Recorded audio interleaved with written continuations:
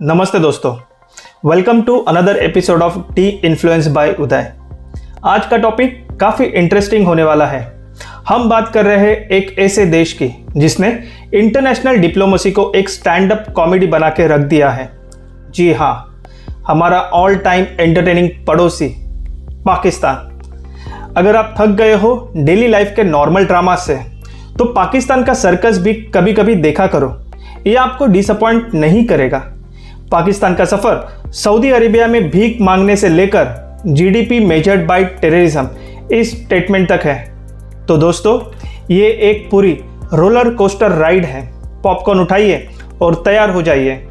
चलिए शुरुआत करते हैं उनके एक नए एम्बैरेसमेंट के साथ। External affair minister doctor S Jaishankar के एक ज़बरदस्त स्टेटमेंट के साथ। तो दोस्तों, हम बात कर रहे हैं इंडिया के most adored external affair minister doctor S Jaishankar के लेटेस्ट सैवेज कमेंट के बारे में, जो उन्होंने यूनाइटेड नेशन में दिया। दोस्तों, आप पहले ये वीडियो देखिए। A premier example is our neighbor, Pakistan. Its GDP can only be measured in terms of radicalization and its exports in the form of terrorism. Dr. S. Jaishankar didn't hold back in his 17-minute speech और पाकिस्तान की GDP terrorism से major होती है, ये statement दे दिया। अब ऐसी statement किसी भी कंट्री के लिए एक एम्बैरेसमेंट की तरह है, लेकिन पाकिस्तान की चमड़ी ऐसी बात डेली सुनकर मोटी हो गई है। और जब पाकिस्तान का प्राइमरी एक्सपोर्ट टेररिज्म ही हो, तो और क्या एक्सपेक्ट कर सकते हो। यूएन जनरल असेंबली के 79 सेशन के दौरान डॉक्टर एस जयशंकर ने पाकिस्तान को एक शार्प क्रिटिक दिया, जिन्होंने सिर्फ रीजन को डिस्टेबलाइज नहीं किया, बल्कि पाकिस्तान के अंदर भी इंटरनल स्ट्राइफ और इकोनॉमिक टर्मोइल को बढ़ावा दिया है। डॉक्टर एस जयशंकर का ये स्टेटमेंट पाकिस्तान पीएम शहबाज शरीफ के कश्मीर को लेकर एलिगेशन का जवाब था। पाकिस्तानी पीएम शहबाज शरीफ ने अपने स्पीच में सिर्फ एक टॉपिक पर फोकस रखा, और वो है कश्मीर, जबकि इंडिया ने multilateralism, climate change, global peace, terrorism, विश्व मित्र, ये सारे टॉपिक्स कवर किए। And that's what separate India from Pakistan. We are talking about progress. You can't remain in same loop for your entire life. Pakistan बार बार कश्मीर का राग इसलिए नहीं आलापता कि उसे कश्मीर के लोगों के लिए हमदर्दी है, नहीं। पाकिस्तान जब अपने सिटीजन के बारे में ही नहीं सोचता, तो आउटसाइडर्स के लिए क्यों सोचेगा। एक्चुअली में पाकिस्तान की इसी से रोजी रोटी चलती है। उसे इन स्टेटमेंट्स के लिए यूएस और चाइना दोनों से फाइनेंशियल सपोर्ट मिलता है। अब यूएस भले ही पाकिस्तान को ओपनली सपोर्ट नहीं दिखाता हो, बट ये बात किसी से छुपी नहीं है। आप खालिस्तान का टॉपिक देखो। यूएस और कनाडा में खालिस्तानी सपोर्टर्स को गवर्नमेंट बैकिंग है। पन्नू, जिसे इंडियन गवर्नमेंट ने एक टेररिस्ट डिक्लेयर किया है, उसे यूएस और कैनेडियन गवर्नमेंट प्रोटेक्ट करती है। लॉन्ग स्टोरी शॉर्ट, सभी को अपना घर चलाना है और पाकिस्तान वही कर रहा है। चलिए दोस्तों, अब बात करते हैं पाकिस्तान के होम ग्रोन इंडस्ट्री की। ना टेक्नोलॉजी ना साइंस। पाकिस्तान ने रिलीजियस एक्सट्रीमिज्म में दुनिया भर की एक्सपर्टीज गेन की है। कुछ देश कार एक्सपोर्ट करते हैं, कुछ टेक्नोलॉजी, लेकिन पाकिस्तान ने एक्सट्रीमिज्म को अपना ग्लोबल एक्सपोर्ट बनाया है। रिलीजियस एक्सट्रीमिज्म और टेरर एक्सपोर्टिंग का पाकिस्तान का रिकॉर्ड कोई सीक्रेट नहीं है। इन्होंने प्रैक्टिकली टेररिस्ट ऑर्गेनाइजेशन लाइक लश्कर ए तैयबा और तालिबान को नर्चर किया। आज अफगानिस्तान की जो कंडीशन है, उसके लिए पाकिस्तान और यूएस दोनों लायबल है। अब आप जो पिक्चर देख रहे हो, ये पिक्चर है अफगान मेडिकल स्टूडेंट्स की। 2021 में ये काफ़ी वायरल हो गई थी। ये पिक्चर्स अराउंड 1960 में ली गई थी। तो आप समझ सकते हो अफगानिस्तान की तालिबान के पहले कितनी अच्छी कंडीशन रही होगी। दोस्तों, कंडीशन तो पाकिस्तान की ना उस वक्त अच्छी थी ना अब। हम बात कर रहे हैं पाकिस्तान के इकोनॉमिक डाउनफॉल की। यह कहानी है मिसमैनेजमेंट और करप्शन की।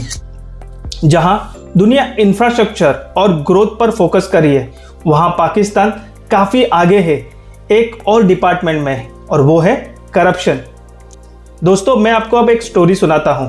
आप ही उस पर डिसाइड कीजिए आपको कैसे रिएक्ट करना है। जुलाई 2018 में उस वक्त के पाकिस्तान सुप्रीम कोर्ट के चीफ जस्टिस सकीब निसर, इन्होंने बाशा डैम के कंस्ट्रक्शन को अपना मिशन बनाया। पाकिस्तानी गवर्नमेंट उस वक्त भी कंगाल थी, पैसा नहीं था, तो सकीब निसर ने क्राउड फंडिंग कैंपेन चालू किया और इस कैंपेन को काफ़ी अच्छा सपोर्ट मिला। सिर्फ पाकिस्तान में नहीं तो एनआरए पाकिस्तान के तरफ से भी 40 मिलियन US डॉलर की फंडिंग जमा हुई, लेकिन इस कैंपेन के लिए उन्होंने 63 मिलियन US डॉलर की फंडिंग फूंक दी। अब ये कोई बताने वाली तो बात है नहीं कि ये सिचुएशन मिसलीडिंग है। एक्चुअल में सकीब निसर, ये बंदा सारे पैसे लेकर पाकिस्तान से छूमंतर हो गया। ये स्टोरी से आपको एक आइडिया आ गई होगी, पाकिस्तान के पॉलिटिकल लीडर्स ने करप्शन का एक नया लेवल डिफाइन किया है। पब्लिक फंड को एम्बेजल करना और अपने रिश्तेदार को फायदा देना, ये तो उनका डेली रूटीन बन गया है। और मैं यहाँ पर बात कर रहा हूँ ex prime minister of Pakistan Imran Khan की। अगर आप चोरों के हाथ में अलमारी की चाबी दोगे तो पैसे तो चोरी होंगे ही, लेकिन मुझे एडमिट करना होगा कि पाकिस्तानी पॉलिटिशियन बहुत ही इंटेलिजेंट और चतुर है। हर बार गजब की स्कीम ले आते हैं और अपने सिटीजन को चुरन देते हैं। पाकिस्तान ने सीपेक को एक गेम चेंजर प्रोजेक्ट कहा था, लेकिन ये गेम कितना इजी होगा और कितना डिफिकल्ट ये उन्हें पता ही नहीं था। सीपेक ने उनके ऊपर इतना डेट चढ़ा दिया कि उनका देश डेट ट्रैप की डिप्लोमेसी का एक लिविंग एग्जाम्पल बन गया है। जिन्हें पता नहीं, सीपेक बेसिकली चाइना का एक डेडिकेटेड फ्रेट कॉरिडोर है जो पाकिस्तान के थ्रू अरेबियन सी को कनेक्ट होता है। पाकिस्तान को लग रहा था कि इस कॉरिडोर के बाद पाकिस्तान में इकोनॉमिक कंडीशन में चेंज आएगा, प्रॉस्पेरिटी आएगी, लेकिन नहीं, स्टोरी कुछ अलग है। ये प्रोजेक्ट चाइना का है, कंस्ट्रक्शन पाकिस्तान में हो रहा है, कंस्ट्रक्शन करने वाली कंपनी चाइना की है, प्रोजेक्ट को फंड पाकिस्तान कर रहा है, लेकिन उसके लिए कर्जा चाइना से ले रहा है, वो भी हाई इंटरेस्ट पर। चाइना का तो कभी ये प्रोजेक्ट कंप्लीट हो ऐसी इंटेंशन थी ही नहीं।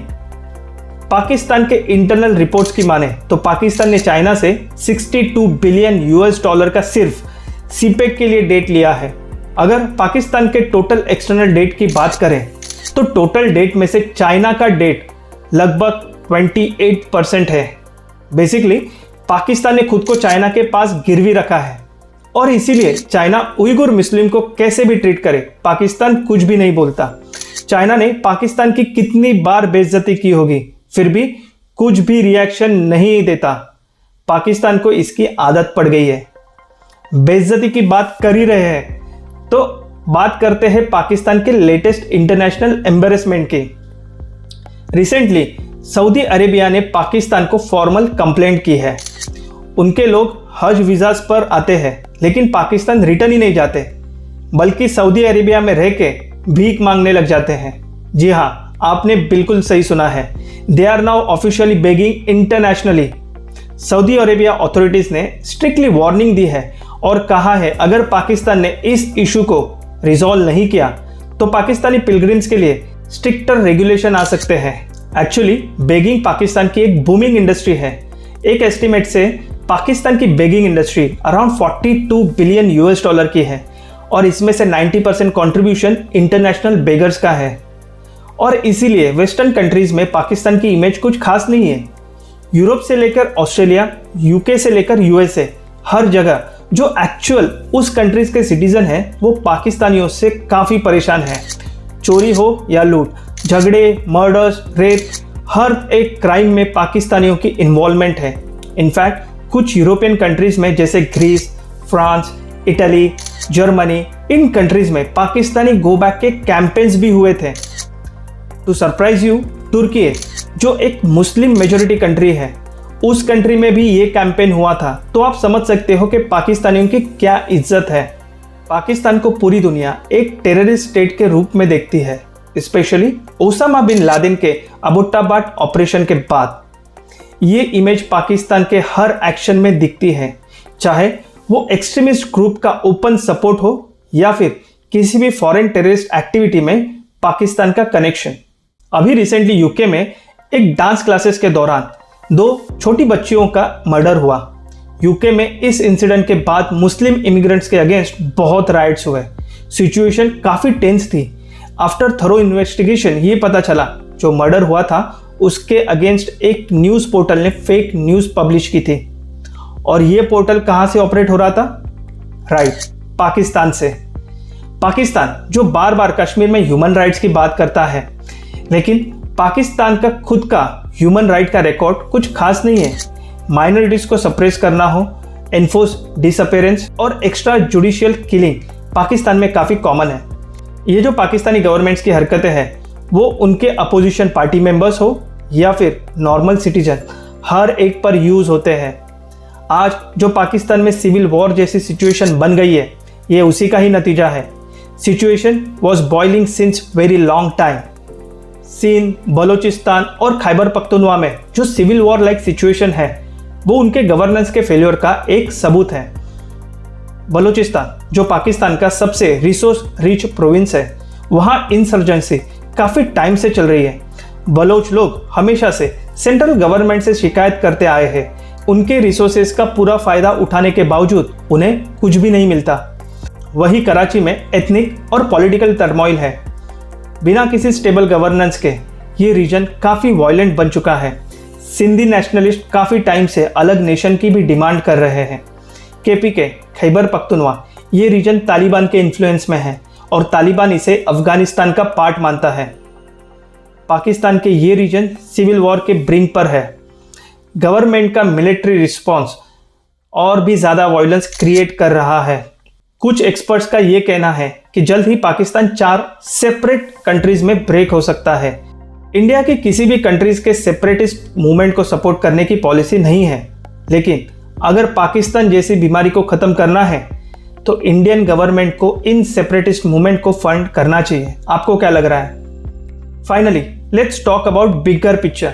पाकिस्तान एक ऐसा देश जो हेट्रेड और एक्सट्रीमिज्म पर बिल्ड हुआ और अब अपने खुद के डूम की तरफ बढ़ रहा है।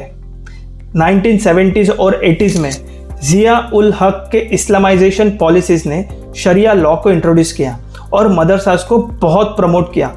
इन्होंने फ्यूचर जनरेशन को रेडिकलाइज किया और एक्सट्रीमिस्ट आइडियोलॉजीज को मेन स्ट्रीम में लाया। दोस्तों, पाकिस्तान का ये डाउनवर्ड स्पाइरल एक बड़ी ट्रेजेडी है और ये दिखाती है कि जब एक कंट्री प्रोग्रेस के बजाय आइडियोलॉजीज को इम्पोर्टेंस देती है तो कैसे खुद की डिस्ट्रक्शन की तरफ बढ़ती है। तो दोस्तों, ये था पाकिस्तान का एक वाइल्ड राइड जिसे आप चाहकर भी मिस नहीं कर सकते। लेकिन हमें ये समझना होगा कि जब तक पाकिस्तान अपनी इंटरनल और एक्सटर्नल पॉलिसीज़ को नहीं सुधारता, तब तक ये सर्कस चलता ही रहेगा और हमारा एंटरटेनमेंट होता रहेगा। आपका क्या ख्याल है? क्या पाकिस्तान कभी अपने आप को सुधार पाएगा? कमेंट कीजिए नीचे। और अगर आपको ये वीडियो पसंद आया हो तो लाइक और सब्सक्राइब करना मत भूलिए। आपके लाइक और सब्सक्राइब से मुझे काफ़ी सपोर्ट मिलेगा। मिलते हैं अगले एपिसोड में। तब तक के लिए स्टे इन्फॉर्म्ड, स्टे एम्पावर्ड।